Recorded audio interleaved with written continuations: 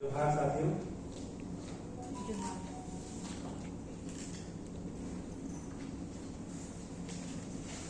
आदरणीय अध्यक्ष महोदय, मैडम ऑर्गेनाइजर,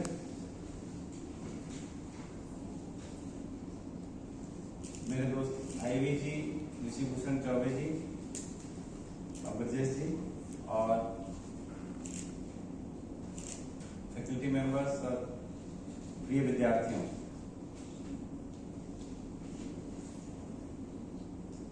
सबसे पहले मैं इस खूबसूरत आयोजन में मुझे शामिल करने के लिए कलकत्ता यूनिवर्सिटी के अपने साथी अध्यापकों का धन्यवाद अदा करना चाहता हूं। इतनी सुंदर जगह पर आपने आयोजन रखा है और बहुत अच्छा विषय है।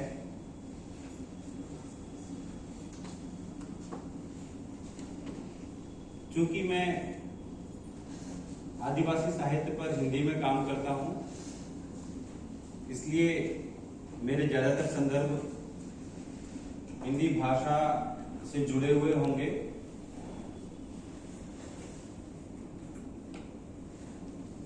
हम अपनी बात की शुरुआत यहां से कर सकते हैं कि आदिवासी साहित्य क्या है।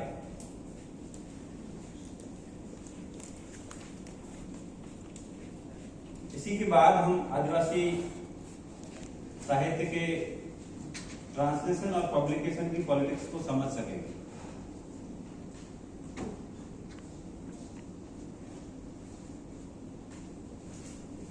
आदिवासी साहित्य के बारे में आम राय यह है कि आदिवासी के बारे में जो कुछ लिखा जाए वो आदिवासी साहित्य है। लेकिन पिछले दिनों में स्वयं आदिवासी रचनाकारों, आदिवासी चिंतकों ने इस परिभाषा को सुधारा है, बेहतर किया है और अब जो बात निकल करके आई है वो यह है कि आदिवासी साहित्य भारत और दुनिया के आदिवासियों द्वारा बाहरी समाजों के संपर्क में आने से पहले और बाद में रचा गया साहित्य है। ध्यान दीजिए, भारत और दुनिया के आदिवासियों के द्वारा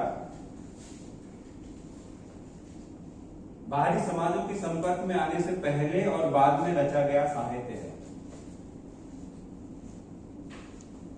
निश्चित तौर पे साहित्य की दुनिया में पिछले दशकों में आदिवासियों ने अपनी मजबूत प्रस्तुति पेश की है, जिसकी वजह से अब एक अलग साहित्यिक धारा के रूप में आदिवासी साहित्य के बारे में बात होने लगी।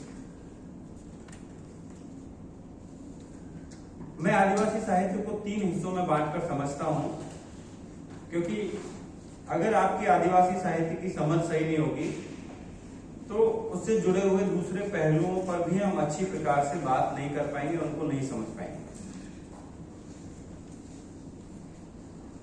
आदिवासी साहित्य के 3 हिस्से हैं, उन तीनों हिस्सों को हमें समझना होगा। एक पुरखा साहित्य या ऑरेचर, दूसरा आदिवासी भाषाओं में लिखित साहित्य और तीसरा गैर आदिवासी भाषाओं में समकालीन लेखन। मित्रों, ये बात मैं इसलिए कर रहा हूं कि आदिवासी साहित्य की बात करते वक्त अक्सर ऑरेचर को या जो ओरल ट्रेडिशन है उसको हम छोड़ देते हैं, उसकी बात नहीं करते। जबकि आदिवासी साहित्य का सबसे बड़ा महत्व यही है कि आदिवासी साहित्य के माध्यम से हम आदिवासी दर्शन को जानते हैं, आदिवासी फिलॉसफी को जानते हैं और वो आदिवासी फिलॉसफी आज इस दुनिया को बचाने में, विचारों की दुनिया में कुछ नया तलाशने की प्रक्रिया में हमारे लिए बहुत उपयोगी है।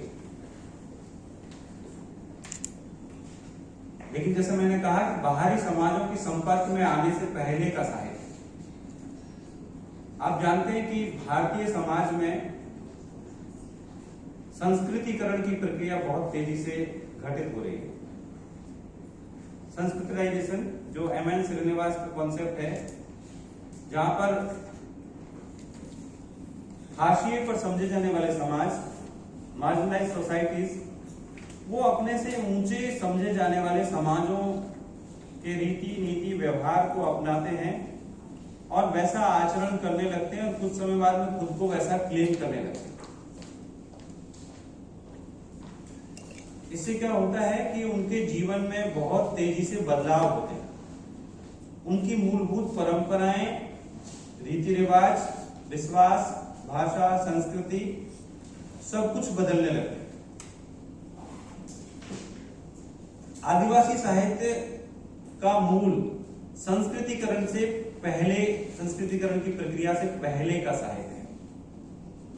अगर आपको जानना है कि आदिवासी फिलॉसफी क्या है, तो आदिवासी फिलॉसफी अपने ओरिजिनल फॉर्म में वो ओरल ट्रेडिशन में आपको मिलेगी। क्योंकि अभी जो लोग लिख रहे हैं वो संस्कृतिकरण के बाद का साहित्य है।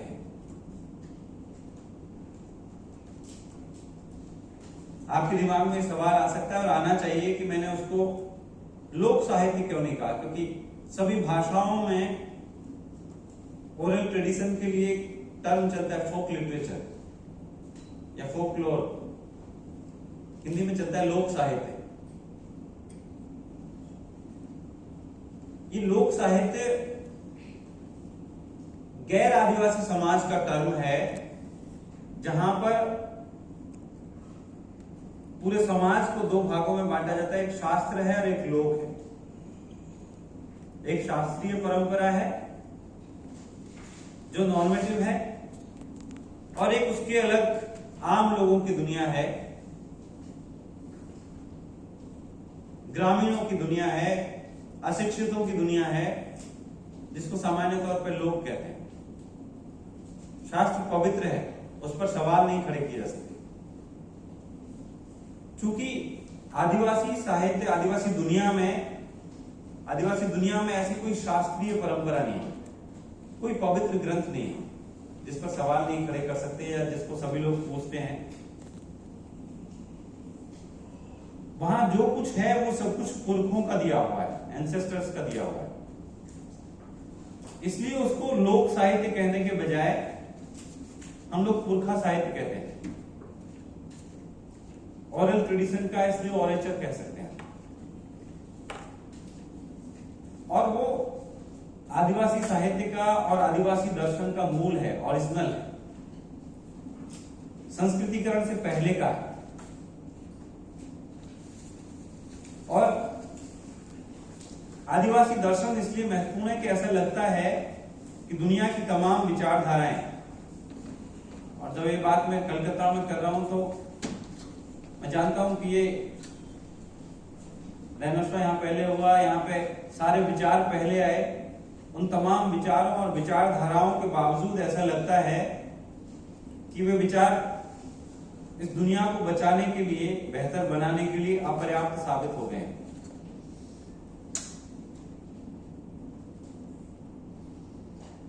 हम तमाम विचारों और विचारधाराओं के माध्यम से जहां पहुंचे, वहां पे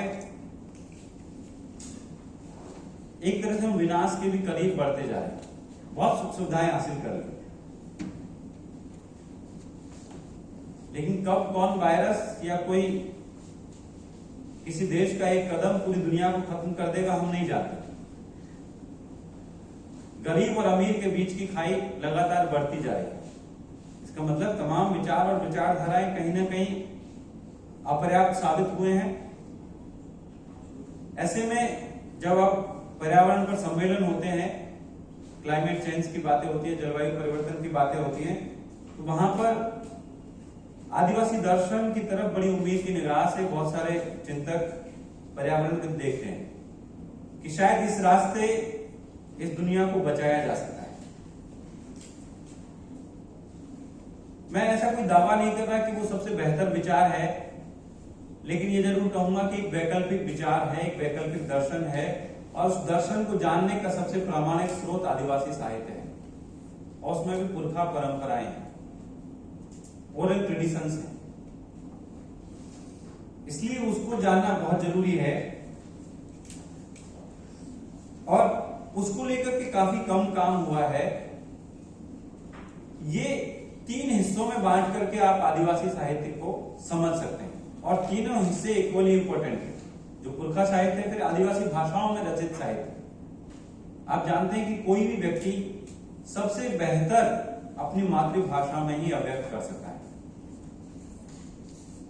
आपकी ओरिजिनल फीलिंग्स कभी भी आप महसूस करके देखिए, वो कभी दूसरी भाषा में नहीं है, वो आपकी मातृभाषा में है। तो आदिवासी साहित्य की बात करते वक्त चाहे हम हिंदी डिपार्टमेंट में, बांग्ला डिपार्टमेंट में, इंग्लिश डिपार्टमेंट में, हमको सबसे पहले हमको आदिवासी भाषाओं में जो साहित्य की परंपरा है, लिखित साहित्य की परंपरा, उस पर विचार करना।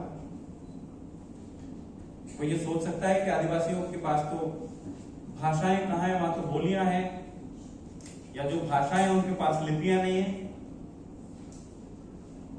तो दोस्तों ऐसा नहीं है। इस देश में 700 से ज्यादा आदिवासी भाषाएं हैं, जीवित भाषाएं। जब मैं भाषाएं कह रहा हूं तो बोली से फर्क करके कह रहा हूं।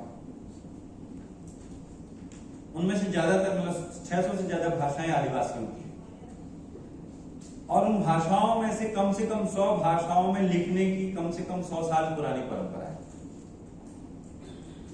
हाँ, बहुत सारी भाषाओं के पास लिपियां नहीं है, उन्होंने अपनी किसी पड़ोसी लिपि को स्वीकार कर लिया है। कुछ देवनागरी में, कुछ रोमन में, कुछ तमिल में, उन लिपियों में लिखते हैं, लेकिन उनकी अपनी भाषाएं हैं और उनमें बहुत बड़ी मात्रा में साहित्य लिखा और प्रकाशित किया जा रहा है। वो पुरखा साहित्य के बाद आदिवासी साहित्य के अध्ययन का सबसे प्रामाणिक स्रोत है।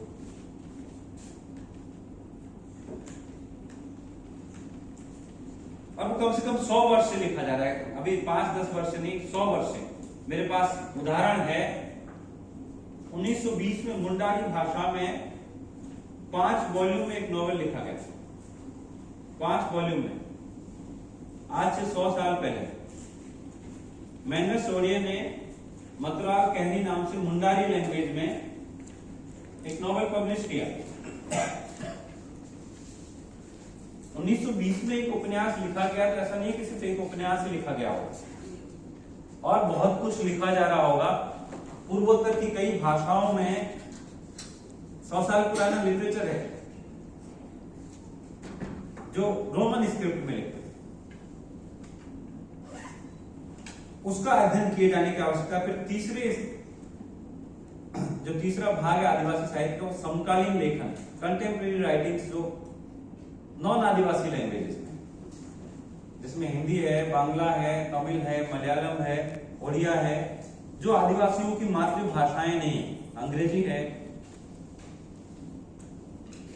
हम जब आदिवासी लिटरेचर पे बात करते हैं तो हम क्या करते हैं कि हम जो सिर्फ नॉन आदिवासी लैंग्वेजेस में लिखा हुआ है और उसमें से भी जो पॉपुलर हो गया है, किसी बड़े बड़े पब्लिशर के यहां से छपा है, सिर्फ उसको जानते हैं, उसकी बात करते हैं।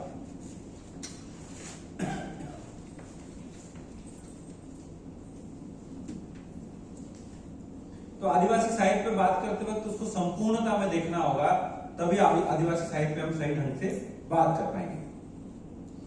अब हम आते हैं आदिवासी साहित्य के अनुवाद की राजनीति पे, क्योंकि मुद्दा है ट्रांसलेशन और पब्लिकेशन की पॉलिटिक्स। जैसे पॉलिटिक्स ऑफ ट्रांसलेशन, इसके बारे में आप में से ज्यादातर लोग जरूर जानते होंगे कि उसमें पॉलिटिक्स ऑफ ट्रांसलेशन में हमें जानने की कोशिश करते हैं कि कोई रचना, कोई कृति ट्रांसलेशन के लिए कैसे चुनी जाती है, कोई ट्रांसलेटर किसी खास किताब को, खास रचना को ही ट्रांसलेशन के लिए क्यों चुनता है।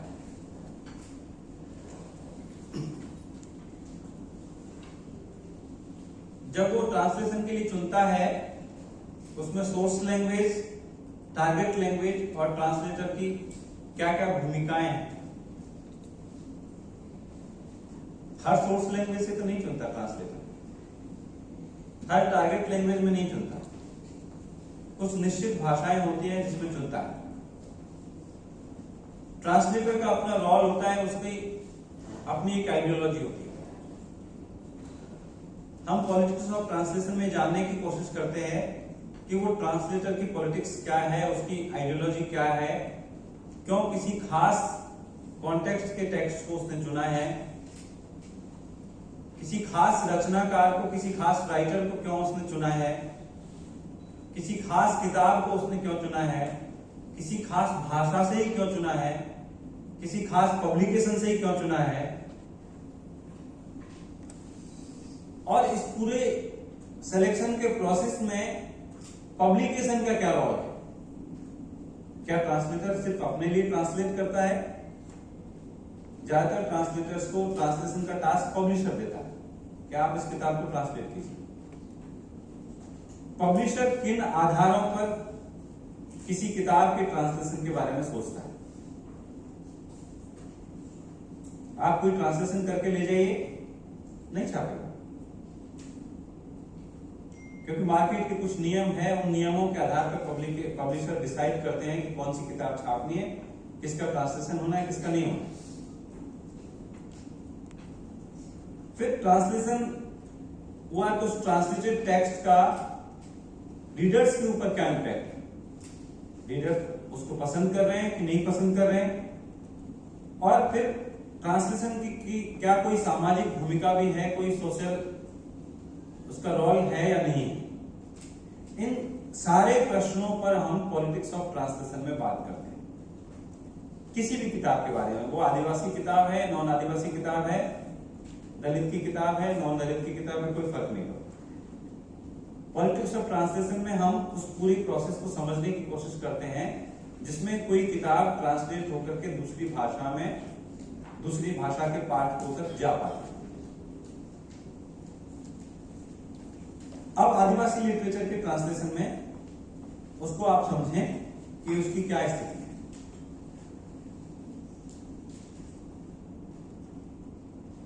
पहला सवाल तो ये कि आदिवासी लिटरेचर का ट्रांसलेशन होना चाहिए कि नहीं होना चाहिए। आपको ये सवाल अटपटा लग सकता है कि ये कैसी बात कर रहे हैं, ट्रांसलेशन तो हर चीज का होना चाहिए। 2013 में हमने जेएनयू में कॉन्फ्रेंस की आदिवासी लिटरेचर पे, और उसमें बहुत सारे आदिवासी राइटर्स ने कहा कि हमको ट्रांसलेशन नहीं चाहिए।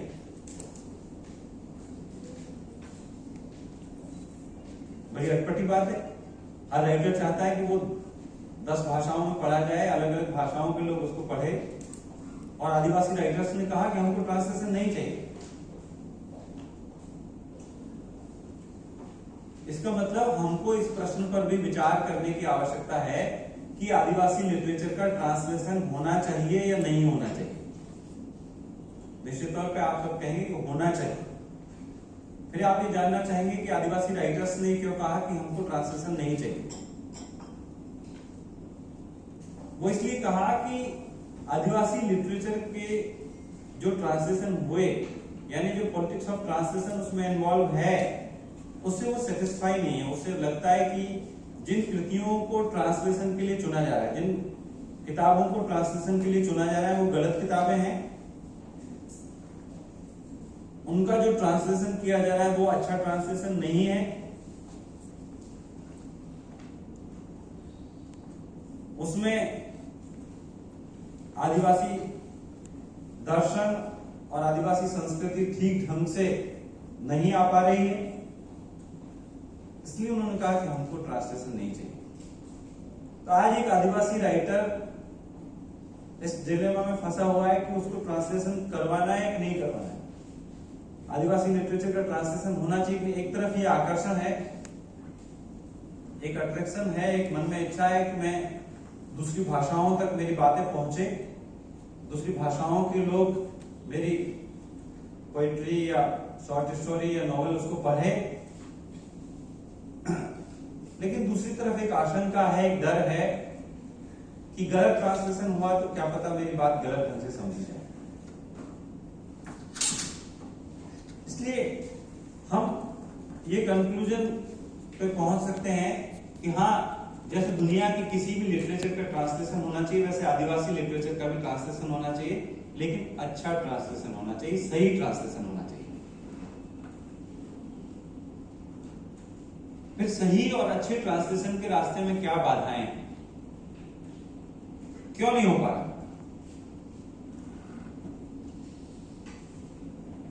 जिन रचनाओं को ट्रांसलेशन के लिए चुना जाता है, इन जनरल आदिवासी लिटरेचर को आप छोड़ दें, वो डोमिनेंट कल्चर की, डोमिनेंट लैंग्वेज की रचनाएं होती हैं। किसी भी कृति को आप कैसे जानते हैं? मैं आपसे पूछूं कि आपकी पसंदीदा रचना कौन सी है? रचना मतलब क्रिएशन, कोई भी पीस ऑफ लिटरेचर। मैं आपसे पूछूं कि आपकी फेवरेट किताब कौन सी, फेवरेट रचना कौन सी? आपके दिमाग में जो भी नाम आ रहा होगा, उसमें उसकी अपनी एक पॉलिटिक्स है जिसके बारे में आपको पता नहीं, आपने कभी सोचा नहीं। हम किताबों को जानते कैसे?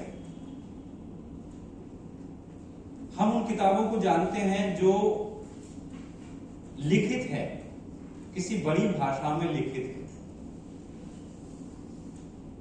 प्रकाशित है, यानी जो ओरल ट्रेडिशन में है उसमें उनको हमने बाहर कर दिया इसमें से। फिर बड़ी भाषा में छोटी भाषाओं की रचनाओं को हमने बाहर कर दिया।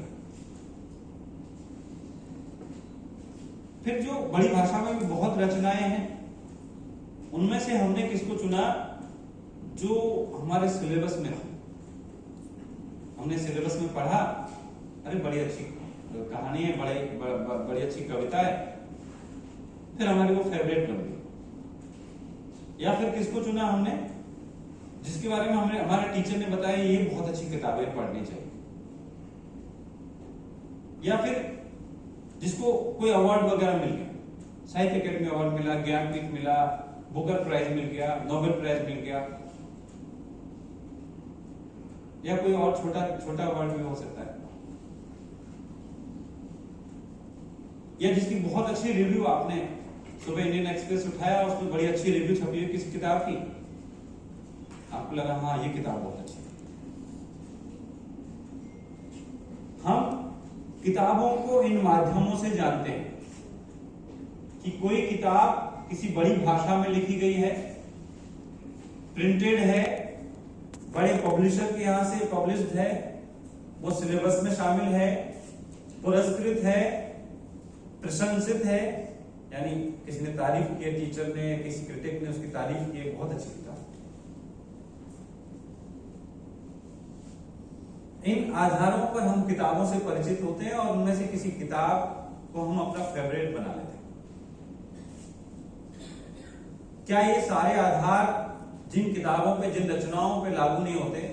यानी कोई अगर बड़ी भाषा में नहीं छपी, कोई बड़े पब्लिशर के यहां से नहीं छपी, कोई आपके सिलेबस में कभी शामिल नहीं रही, जिसको कोई पुरस्कार नहीं मिला, जिसकी किसी क्रिटिक या आपके टीचर ने, प्रोफेसर ने उसको प्रेज नहीं किया, उसकी प्रशंसा नहीं की, ऐसी कितनी किताबों को हम जानते हैं? और क्या आप दावे के साथ कह सकते हैं कि वो किताबें अच्छी नहीं है?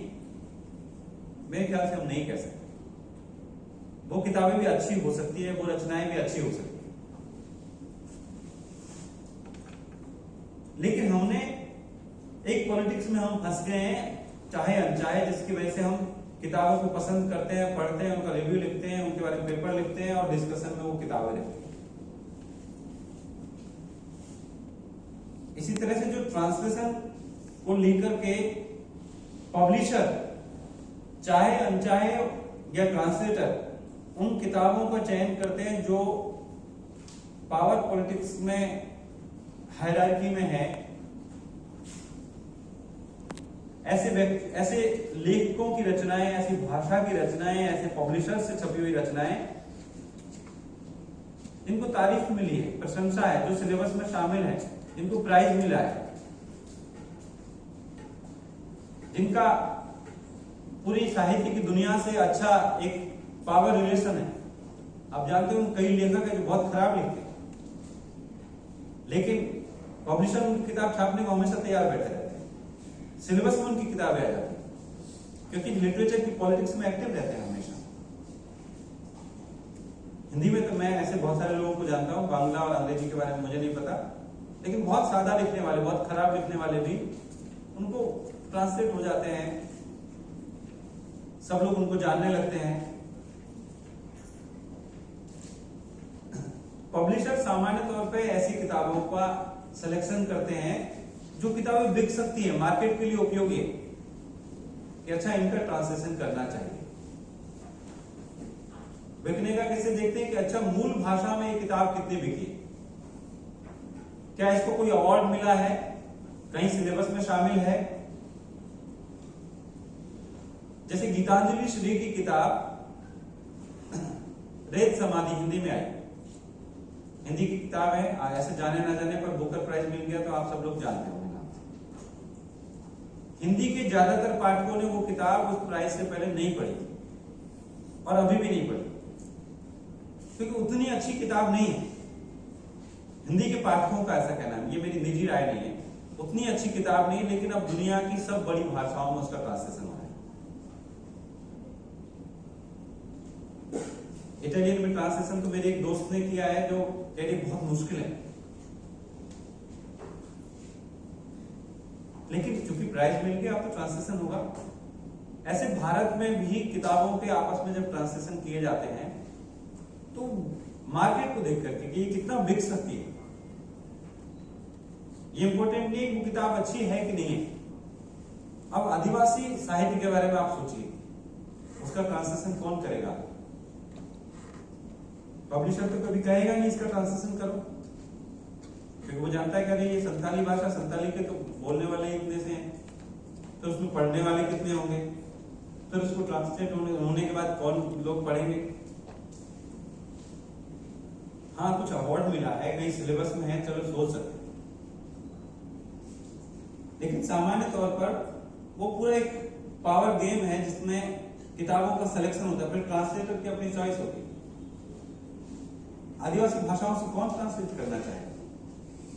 एक भाषा सीखनी पड़ेगी, हिंदी से, इंग्लिश से, बांग्ला से करना आसान है, कौन कोई आदिवासी भाषा को सीखेगा, उसमें मेहनत करेगा। फिर आदिवासी भाषा ही नहीं सीखनी। आप ट्रांसलेशन के बारे में जानते हैं तो आप जानते हैं कि सिर्फ भाषा जानने से, आपने कोई भाषा का डिप्लोमा कोर्स कर लिया और आप ट्रांसलेट करने लगे, ऐसा नहीं। लिटरेचर का ट्रांसलेशन करने के लिए आपको उस भाषा की संस्कृति की भी अच्छी जानकारी होनी चाहिए।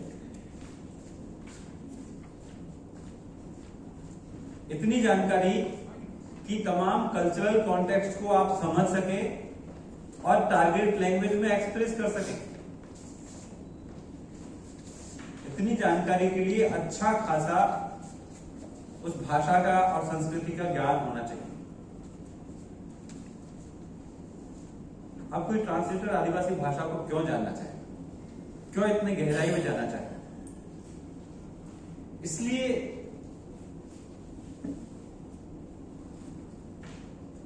कभी भी डोमिनेंट पब्लिशर्स के यहां से, जो बड़े पब्लिशर है, बड़े ट्रांसलेटर है, वो कभी आदिवासी भाषाओं को हाथ नहीं लगा। इसका परिणाम क्या होता है कि ट्रांसलेशन की इस पॉलिटिक्स में फंस करके एक तरफ हम कहते हैं कि भाई अभी जैसे एक जो वर्जीनियस खाका कमेटी बनी थी जब मनमोहन सिंह की गवर्नमेंट का आखिरी समय चल रहा था, और उसकी रिपोर्ट आई, उसमें बताया गया 600 से ज्यादा एथनिक ग्रुप है इंडिया में। उस पर चर्चा नहीं हो पाई क्योंकि सरकार बदल गई और आदिवासियों के बारे में वैसे भी कम चर्चाएं होती है। 600 से ज्यादा एथनिक ग्रुप है और उनके पास इतनी भाषाएं हैं, लेकिन जब हम इंडियन लिटरेचर की बात करते हैं, आपका डिपार्टमेंट भी comparative Indian language and literature का है, जब हम इंडियन लिटरेचर के कॉन्सेप्ट पे बात करते हैं तो आप ईमानदारी से बताइए कि पुरानी किताबों में कितनी जगहों पर आदिवासी भाषाओं के साहित्य का जिक्र है। नए रिसेंटली अब आपके अध्यापक आदिवासियों के भी बारे में पढ़ाते हैं, उनकी भाषा भी सिखाते हैं। कल मुझे पता चला कि एक भाषा भी सीखनी होती है, बड़ी अच्छी बात है। लेकिन जो इंडियन लिटरेचर के कॉन्सेप्ट में जितनी चीजें, तो इंडियन लिटरेचर के कॉन्सेप्ट को हम उन 600-700 एथनिक ग्रुप को पूरा उससे बाहर करके, उसको हटा करके और तब समझना चाहते हैं। हमारी इंडियन लिटरेचर की समझ कितनी अधूरी है। आप सोचिए कि 500-600 भाषाओं को एकदम बाहर करके और तब आप इंडियन लिटरेचर को समझना चाहते हैं। इसका परिणाम ये हुआ कि इंडियन लिटरेचर की बात करते वक्त हम कभी भी मौखिक परंपराओं के आदिवासी साहित्य, ओरल लिटरेचर जो है, पुरखा साहित्य जिसको हम कह रहे हैं, और आदिवासी भाषाओं में रचित साहित्य की जनरली बात नहीं करते। हम थोड़ी बहुत बात करते हैं तो डोमिनेंट नॉन आदिवासी लैंग्वेजेस में आदिवासी जो लिख रहे हैं, जसिंता किरकेटा की बात कर लेंगे हम, या टेमसुला आओ की बात कर लेंगे हम, या ममंग दई की बात कर लेंगे हम, 2-4 और लोगों की बात कर लेंगे जो नॉन आदिवासी लैंग्वेजेस में लिखते हैं। तो हमारा इंडियन लिटरेचर का पूरा कॉन्सेप्ट ही अधूरा रह जाता है आदिवासियों की, आदिवासी लिटरेचर की बात किए बिना। फिर जब आदिवासी लिटरेचर का ट्रांसलेशन करना ही होता है तो क्या करते हैं कि ऐसी रचनाओं को चुनते हैं जो प्रकाशकों के अनुसार, पब्लिशर्स के अनुसार बिक सकती हैं। फिर उनमें जैसे एक हमारे दोस्त की रचना है, हास्ता सोवेंद्र शेखर, आदिवासी विल नॉट डांस, उसका हिंदी में अनुवाद है। खूब उस पर बहसें हुई, इसमें आदिवासियों को सही ढंग से पोर्ट्रेट नहीं किया गया, आदिवासियों की तरफ से असहमतियां आई, बाहर के समाज ने काफी उसमें अपनी अपनी प्रतिक्रियाएं व्यक्त की।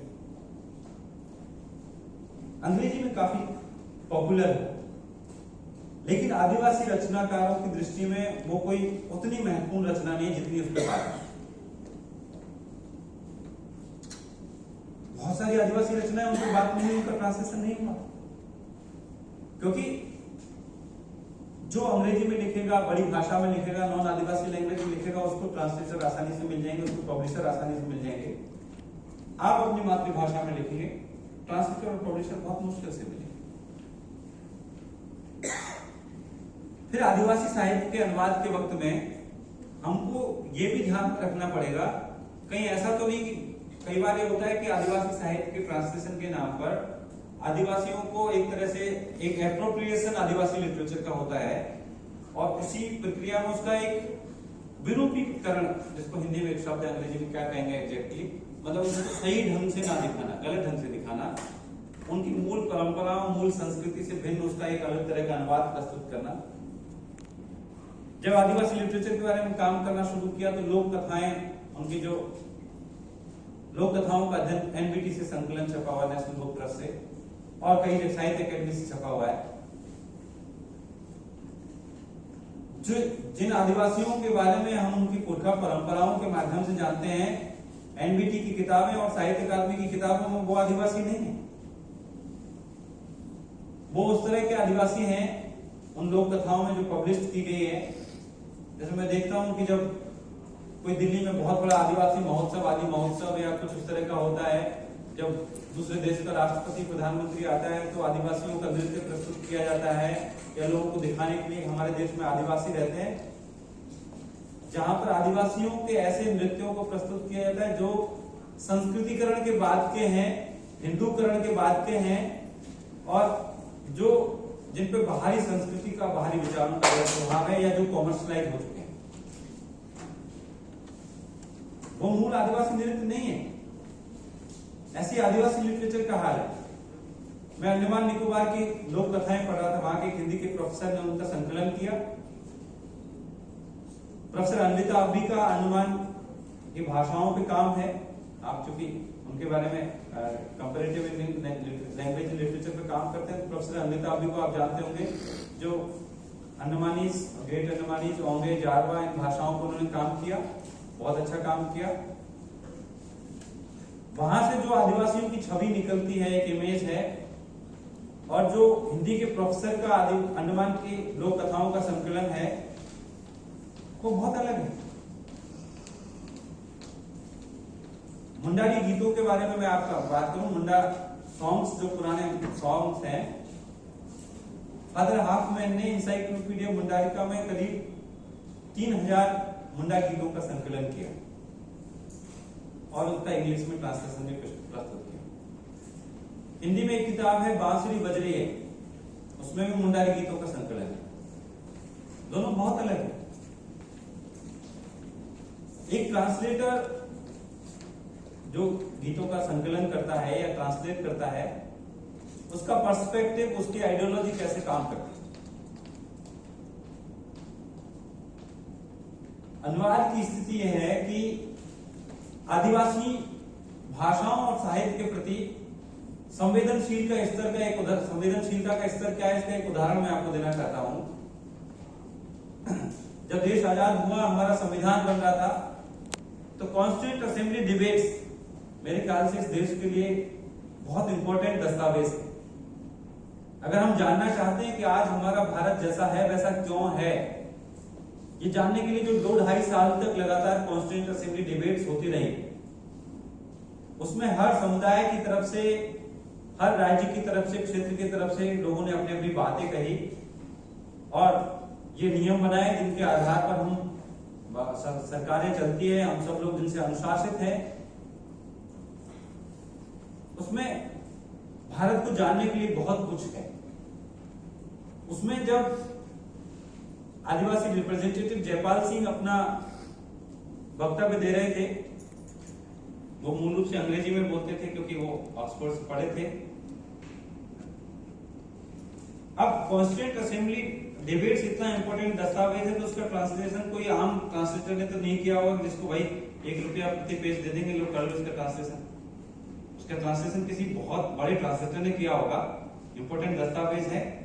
उसमें हिंदी ट्रांसलेशन में लिखा हुआ है कि महोदय, मैं आपके सामने 3 आदिवासी भाषाओं के नाम शेड्यूल 7A में ऐड कराना चाहता हूं, जिसको आज 8 शेड्यूल बोलते हैं हम। वो तब जब डिबेट चल रही थी शेड्यूल 7A था। जब मैंने हिंदी अनुवाद पढ़ा कि 3 भाषाएं प्रस्तावित करना चाहता हूं, पहला नाम था मुंदरी। मुंदरी कौन सी भाषा है? तो मैं आदिवासी साहित्य पे थोड़ा बहुत काम करता हूं, लेकिन इस भाषा का नाम कभी नहीं सुना। एक हिंदी के इतने बड़े ट्रांसलेटर को, जो 40 करोड़ 50 करोड़ लोगों की आज भाषा है, उसके कॉन्स्टिट्यूएंट असेंबली डिबेट्स को ट्रांसलेट करने वाले ट्रांसलेटर को मुंडारी भाषा का नाम नहीं पता, उसके लिए मुंदरी है वो, क्योंकि सुना ही नहीं उसने कभी। उसका नॉलेज इतना सीमित है, वो संवेदनशील ही नहीं है भाषाओं के बारे में। इसी तरह से गोंडी के बारे में लिखा हुआ, गोंदी कोई भाषा नहीं है, गौंड कुछ नहीं है। गौंड है, सब लोग जानते हैं, गौंड कम्युनिटी, उनकी भाषा गौंडी है। तो एक इतनी बड़ी डोमिनेंट भाषा के ट्रांसलेटर को भाषाओं के प्रति, उन समुदायों के प्रति, भाषाओं के प्रति संवेदनशील है, समुदाय के प्रति क्या संवेदनशील है, इससे आप अनुमान लगा सकते हैं कि क्या ट्रांसलेट होता होगा, कैसे ट्रांसलेट होता होगा। इसलिए आदिवासियों की बहुत सारी रचनाओं के ट्रांसलेशन अभी नहीं हुए, ना के बराबर ट्रांसलेशन हुए। ऐसी रचनाएं जैसे हिंदी में एक कवित्री हैं निर्मला पुत्र। जब आदिवासी लिटरेचर पे लोग, जब प्रोग्रेसिव लोग कुछ बात करने लगे, कुछ अलग होना चाहिए, कुछ नया होना चाहिए, तो अलग नया क्या है, उनको दलित लिटरेचर दिखाई दिया, फेमिनिस्ट राइटिंग्स दिखाई दी, आदिवासी लिटरेचर दिखाई दिया, तो उनको नाम सुनाई पड़ा, अच्छा निर्मला पुतुल है कोई जो लिखती है, संताली राइटर है, पोएटेस है, पर हिंदी में भी लिखती है। उनके बहुत सारे ट्रांसलेशन हो गए, लेकिन निर्मला पुतुल के साथ और बहुत सारे लोग लिख रहे थे, उनको कोई नहीं जानता। काम चल गया एक्चुअली। हमने एक आदिवासी राइटर की कुछ किताबें, कुछ रचनाएं हमारे सिलेबस में शामिल कर ली, हम बहुत प्रोग्रेस हैं। ये आम ट्रांसलेटर या आम रीडर्स की बात नहीं कर रहे, प्रोग्रेसिव लोगों की बात है कि उनको एक राइटर मिल गया, उससे उनका काम चल गया। इस तरह से आजकल जसिंता केरकेट्टा बहुत मशहूर है। कुछ लोग होते हैं जो एकदम से लगता है कि हाँ यही इस साहित्य के प्रतिनिधि, क्योंकि वो साहित्य का दायरा बहुत विस्तृत है। स्वयं आदिवासी लिटरेचर का ट्रांसलेशन करना अपने आप में एक चुनौतीपूर्ण काम है। जैसे ओवरऑल कोई भी ट्रांसलेशन हो वो आसान नहीं होता, लेकिन आदिवासी लिटरेचर का ट्रांसलेशन मुश्किल है, तो उस सांस्कृतिक भिन्नता, जो कल्चरल डिफरेंस है, उसको समझे बिना कोई भी ट्रांसलेशन नहीं कर सकता, गलत ट्रांसलेशन होगा उसमें। उसको समझ करके भी जो ट्रांसलेशन की कोशिश हुई वो ना के बराबर हुई। और ऐसा ट्रेंड दिखाई पड़ता है कि जिन आदिवासी रचनाओं के ट्रांसलेशन हुए हैं वो या तो नॉन आदिवासी लैंग्वेजेस में लिखी हुई है, हिंदी से हुए हैं, इंग्लिश से हुए हैं, तमिल से, बांग्ला से या किसी डोमिनेंट लैंग्वेज से, या फिर वो किसी एक ब्रिज लैंग्वेज के माध्यम से, यानी ओरिजिनली संताली में कुछ लिखा गया वो इंग्लिश में आ गया, फिर इंग्लिश से 4 भाषाओं में ट्रांसलेट हो गया, मूल संताली से नहीं, या मूल कुड़ुक से नहीं, या मूल गोंडी से नहीं। जो लोग ट्रांसलेशन पढ़ते हैं वो जानते हैं कि कभी भी ब्रिज लैंग्वेज से या किसी एक मीडिएटर के माध्यम से अगर ट्रांसलेशन होगा तो वो ट्रांसलेशन का स्तर क्या होगा, यानी ओरिजिनल भाषाओं से ट्रांसलेट होना बहुत मुश्किल है, चुनौतीपूर्ण है, लेकिन सबसे ऑथेंटिक ट्रांसलेशन वही होगा। तो उसके लिए हमको कोशिश करनी होगी। तो इसका सॉल्यूशन क्या है? सवाल ये, इसका सॉल्यूशन स्वयं आदिवासी लेखकों ने प्रस्तुत किया है। उनको समझ में आ गया कि ये लोग हमारा ट्रांसलेशन नहीं करेंगे या गलत ट्रांसलेशन करेंगे, तो वो खुद बाइलिंगुअल लिखने लगे। आदिवासी साहित्य की एक विशेषता है उसकी द्विभाषिक प्रस्तुति,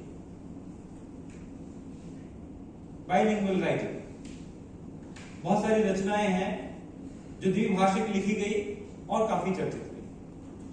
जैसे जसिंता का पहला संग्रह यहीं से कलकत्ता से आदिवाणी से छपा, अंगोर नाम से। तो वो हिंदी और इंग्लिश, एक पेज में हिंदी लिखी हुई है, सामने वाले पेज में इंग्लिश लिखी हुई है। फिर एक दूसरा उन्होंने दूसरा संस्करण निकाला उसका, एक पेज में हिंदी लिखी हुई, दूसरे पेज में जर्मन लिखी हुई, सेम पोइट्री। बाइलिंगुअल ऐसे बहुत सारे संकलन जो मुंडारी हिंदी में है, संथाली हिंदी में है या इंग्लिश के साथ में है। तो एक सॉल्यूशन ये है कि आदिवासी राइटर बाइलिंगुअल लिखे, यानी वो अपनी बात को दूसरी भाषा में जितना एक्सप्रेस कर सकता है जो उसकी मातृभाषा नहीं है, पड़ोस की भाषा है, उसमें अगर खुद एक्सप्रेस करेगा तो ज्यादा अच्छा होगा। या फिर दूसरा तरीका है कि स्वयं आदिवासी राइटर ही दूसरे राइटर्स, खुद का और दूसरे राइटर्स का ट्रांसलेशन करें।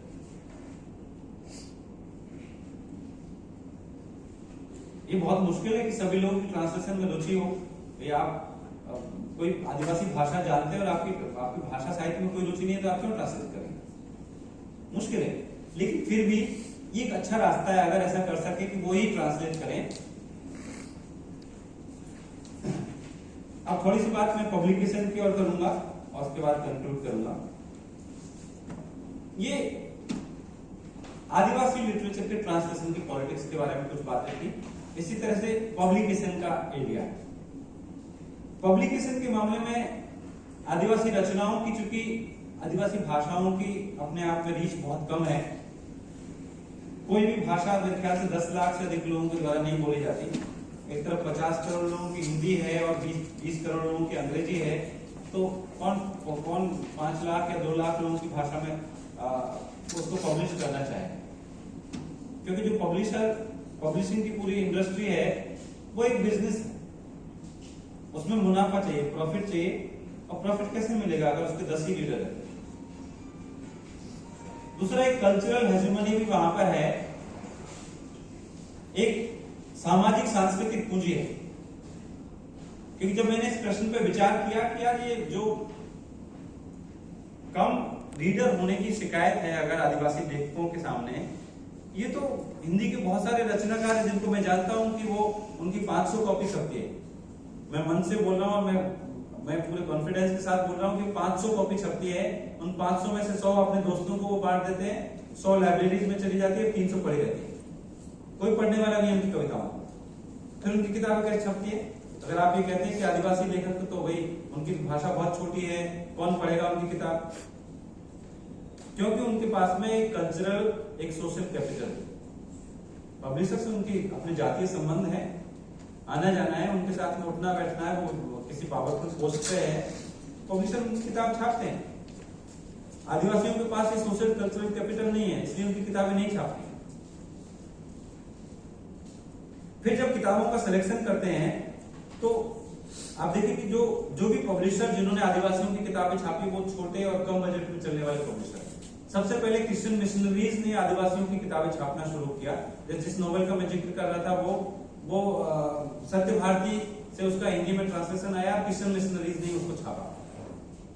सत्य भारती प्रकाशन एक रांची में प्रकाशन है, वहां से हिंदी के बहुत सारे आदिवासी राइटर्स की किताबें छपी है। और उस प्रकाशक की स्थिति ये है कि उसके पास कोई आईएसबीएन नंबर नहीं है। जब हम रेफरेंसिंग करते हैं, लिस्ट देते हैं, बिब्लियोग्राफी बनाते हैं, हम देखते हैं उसके डिटेल किताब में आईएसबीएन नंबर होते हैं, लेकिन सत्य भारती और ऐसे कई पब्लिशर्स के पास में कोई आईएसबीएन नंबर नहीं है। वो बस अपना कंट्रीब्यूट करके आपस में किताबें छापते हैं। बड़े पब्लिशर्स की क्या स्थिति है? हम लोगों ने एक मैगजीन शुरू की, जैसा मेरे परिचय में बताया गया, आदिवासी साहित्य नाम से हमने सोचा कि जेएनयू से एक मैगजीन निकलेगी तो देश भर के लेखक लिखेंगे और अच्छी चलेगी। तो वो हमने अपने खर्चे से वो मैगजीन निकाली। हम जब स्पॉन्सरशिप के लिए एक हिंदी के पब्लिशर के पास गए तो उन्होंने कहा हम आपके मैगजीन को स्पॉन्सर नहीं कर सकते, हम नहीं छाप सकते। उन्होंने कहा क्यों, इसमें क्या दिक्कत है? कि आप सिर्फ आदिवासियों की रचनाएं छापें। हमने कहा कि हमारी पॉलिसी है कि हम रिसर्च पेपर सबका छापेंगे, लेकिन क्रिएटिव राइटिंग सिर्फ आदिवासी राइटर्स की छापेंगे। हम उसको प्रमोट करना चाहते हैं। उनका नहीं, हम आपको स्पॉन्सर नहीं कर सकते। जो भी मैगजीन्स निकल रही है, जो लोग किताबें छाप रहे हैं, वो अपने दम पर अपने खर्चे से छाप रहे हैं। हमने मैगजीन निकाली, कुछ समय बाद वो उसको बंद करना पड़ा क्योंकि सब कुछ सैलरी से अकेले ही सब कुछ करना पड़ रहा था। अब हम सोच रहे हैं कि उसको ऑनलाइन लेकर के आएंगे, चाहे रीच कम हो या ज्यादा हो। इस तरह से जो एक अरावली घोष नाम से मैगजीन निकलती है, एक सज्जन थे, वो रिटायर हुए, रिटायरमेंट के बाद पेंशन का पूरा पैसा लगाया, उदयपुर से वो एक मैगजीन निकालते हैं अरावली घोष। वो आदिवासी लिटरेचर की अच्छी मैगजीन है, 20-25 साल से निकलती है। युद्धरत आम आदमी नाम से एक मैगजीन थी, वो भी निजी प्रयासों से निकलती रही। झारखंडी भाषा साहित्य संस्कृति अखड़ा है, वो भी निजी प्रयासों से निकलती है। एक पब्लिकेशन है जिसका मैं जिक्र करना चाहता हूं, जिन्होंने बहुत महत्वपूर्ण काम किया, खासतौर पे हिंदी में और झारखंड की आदिवासी भाषाओं में। उसका नाम है प्यारा क्रिकेटर फाउंडेशन। हिंदी में जितनी अच्छी आदिवासियों की किताबें छपी है या झारखंड की भाषाओं में, मुंडारी, संथाली, कुड़ुक, को, इन सब भाषाओं में, वो सारी की सारी प्यारा क्रिकेटर फाउंडेशन से। वंदना जी आप जानती है, वंदना टेटे और अश्विनी कुमार पंकज, वो एक मिशन की तरह इसको चलाते हैं। और अब उनके यहाँ से 100 से ज्यादा टाइटल्स उनके पास हैं आदिवासी रचनाओं। जब भी मैं उनके प्रोग्राम में जाता हूँ, 10-20 किताबें आदिवासी भाषाओं की वहां पे इनॉग्रेट होती है। बहुत किताबें वो लोग छापते हैं, आदिवासी रचनाकारों को वो प्रोत्साहित करते हैं। तो मेरे ख्याल से इस तरह के और प्रयासों की जरूरत है। उन्होंने न केवल आदिवासी रचनाओं को छापा है, उन्होंने आदिवासी साहित्य के कॉन्सेप्ट को लेकर किताब लिखी है, आदिवासी साहित्य का इतिहास लिखा है, और बहुत सारे ट्रांसलेशन भी वो कर रहे हैं। जैसे जो हिंदी की पहली ऑटोबायोग्राफी है, Adivasi autobiography, beyond the jungle, Sita Ratnamalan, जो एक केरला की एक रहने वाली महिला थी, 1967-68 में, उनकी अंग्रेजी में एक ऑटोबायोग्राफी पब्लिश हुई, बियॉन्ड द जंगल। उसका हिंदी में ट्रांसलेशन करके पब्लिश किया उन्होंने, अश्विनी कुमार पंकज ने, प्यारा क्रिकेटर फाउंडेशन से। फिर जो जयपाल सिंह, जिनका मैं जिक्र कर रहा था, जो कॉन्स्टिट्यूएंट असेंबली के भी मेंबर थे और बहुत बड़े आदिवासी थिंकर हैं, उनके लेक्चर्स का, उनके जो स्पीचेस हैं और उनकी राइटिंग्स है, उनका ट्रांसलेशन वहां से छपा है प्यारा क्रिकेटर फाउंडेशन से। और उनकी जो ऑटोबायोग्राफिकल एक राइटिंग है, लोबीर सेंद्रा, उसका भी हिंदी में अनुवाद प्रकाशित हुआ है। अगर आदिवासी लिटरेचर का ट्रांसलेशन होता है और उसका पब्लिकेशन होता है, तो इससे मैं समझता हूं कि जो ट्रांसलेशन, पब्लिकेशन और लिटरेचर की दुनिया है, उसका डेमोक्रेटाइजेशन होगा, उसका डीकोलोनाइजेशन होगा। हम एक तरह की रचनाओं को, एक तरह के रचनाकारों को पढ़ रहे हैं, उससे हम दुनिया को बहुत आधा जानते हैं। जैसे साहित्य के बारे में तो कहा जाता है कि साहित्य कहते हैं जहां ना पहुंचे रवि वहां पहुंचे कवि। साहित्य हमारे अनुभव संसार का विस्तार करता है। जब साहित्य मात्र अनुभव संसार का विस्तार करता है, तो ऐसे समूह के बारे में, ऐसे समूह की तरफ से साहित्य आएगा जिसके बारे में हम लगभग नहीं जानते, तो निश्चित तौर पे हमारा अनुभव संसार ज्यादा व्यापक होगा, ज्यादा ब्रॉडर होगा, ज्यादा डेमोक्रेटिक होगा। और हम जो साहित्य को देखने के, डीकोलोनाइजेशन की जो बात है कि हमने कुछ नॉर्म्स बना रखे हैं, वो नॉर्म्स हमने कहां से सीखे?